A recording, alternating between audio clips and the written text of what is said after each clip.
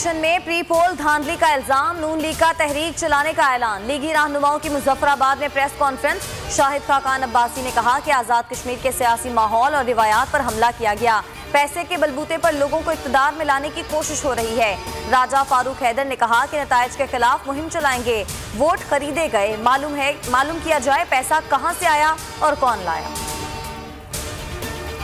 Election पर एतमाद नहीं तो टेक्नोलॉजी की तरफ आ जाएं, इसलिए वजीर आजम टेक्नोलॉजी की बात करते हैं। फवाद चौधरी की काबीना इजलास के बाद न्यूज़ ब्रीफिंग। कहा कि आज़ाद कश्मीर में हुकूमत और इंतजामिया नून लीग की थी, अपनी बुरी शिकस्त तस्लीम कर लेनी चाहिए। इंतखाबी इस्लाहत पर अपोजिशन से बातचीत के लिए संजीदा है। शफाफ इंतखाबात के लिए फरीकैन को एक जगह आ जाना चाहिए। मुल्क में अदलिया आज़ाद है, अदालतें आइन और कवानीन के मुताबिक काम कर रही हैं। पाकिस्तान ने अदालती निज़ाम से मुतालिक अमरीकी महकमा खारजा की रिपोर्ट मुस्तरद कर दी। तर्जुमान दफ्तर खारजा ने इल्ज़ाम को हक़ाइक़ के बरअक्स और गुमराह कुन करार दिया। कहा कि अदलिया पर किसी किस्म के जबर या दबाव का सवाल ही पैदा नहीं होता। तासुरात गैर माकूल और गैर मुसद्दिका हैं।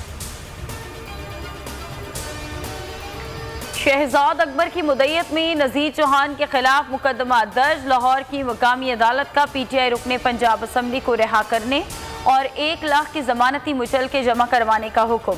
नज़ीर चौहान को मुचलके जमा न करवाने पर जेल भेज दिया जाएगा, अदालत का हुक्म।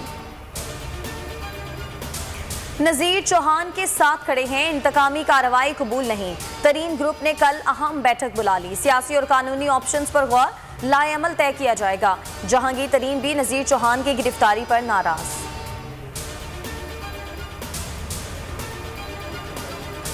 कोरोना में खौफनाक हद तक इजाफा। कराची में शाम 6 बजे के बाद मुकम्मल पाबंदी लगाई। कोई गैर जरूरी घर से बाहर ना निकले।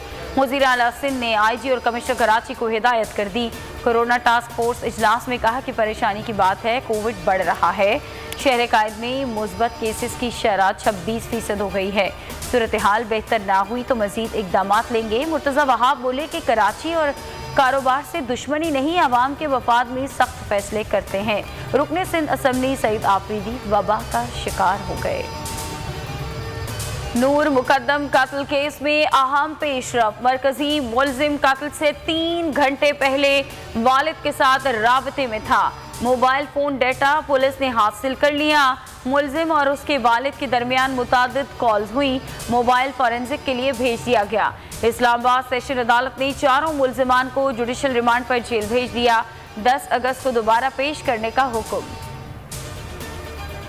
मुल्तान में डकैती की अनोखी वारदात। मुसल्ला डाकुओं ने किया लाल मिर्चों का इस्तेमाल। एक डाकू ने दुकान में दाखिल होते ही दुकानदार की आंखों में मिर्चें डाल दी, तशद्दुद भी किया, दराजें साफ की। तीनों डाकू नकदी लेकर फरार हो गए। शरह सूद 7% पर बरकरार। स्टेट बैंक ने 2 माह के लिए मॉनिटरी पॉलिसी का ऐलान कर दिया। गवर्नर स्टेट बैंक रजा बाकर की न्यूज़ कॉन्फ्रेंस। कहा कि जून में महंगाई की शरह 8.9% रही। मईशत की शरह ज़्यादा है, उसे कम करने के लिए इकदाम कर रहे हैं।